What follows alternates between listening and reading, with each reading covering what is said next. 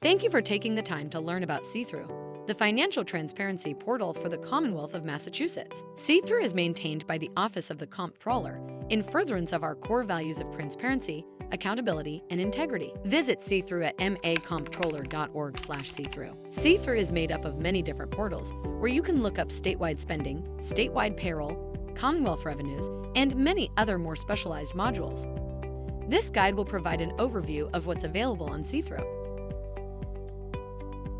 Statewide spending provides detail on transactions made by Commonwealth of Massachusetts departments, who they're paying and how much. This data goes back to fiscal year 2010 and is available for legislative, judicial, and executive departments, independent agencies, and constitutional offices. You can search by cabinet/secretariat, department, appropriation type, appropriation name, object class, object code, vendor, or zip code. All the setup you'll need to do is configure your laptop to work with your dual monitor. You can select Checkbook to view all transactions in a list, and you can select Download to export the data into a spreadsheet. Please note, because of the size of the data, this may take a while to generate, and the file size will be large. Statewide spending is just one of the modules available on CTHRU. Let's take a look now at statewide payroll. This will show you payroll information for permanent, temporary, and contract state employees working in the legislative, judicial, and executive departments, as well as independent agencies and constitutional offices. Again, you can search by department, job title, or bargaining group, or you can use the search box to type in a specific department or employee's name.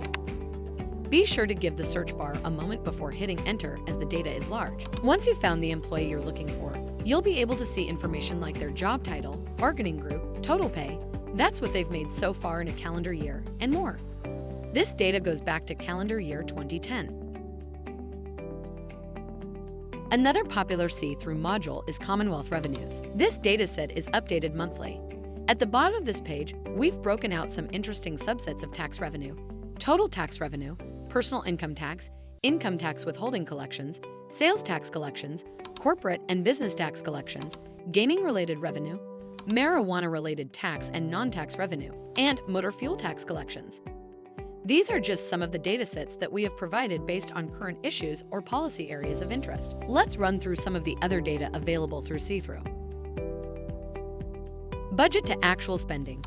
This dataset is updated every day and keeps track of how much in the budgeted funds has been spent for a given fiscal year versus how much was budgeted by the legislature.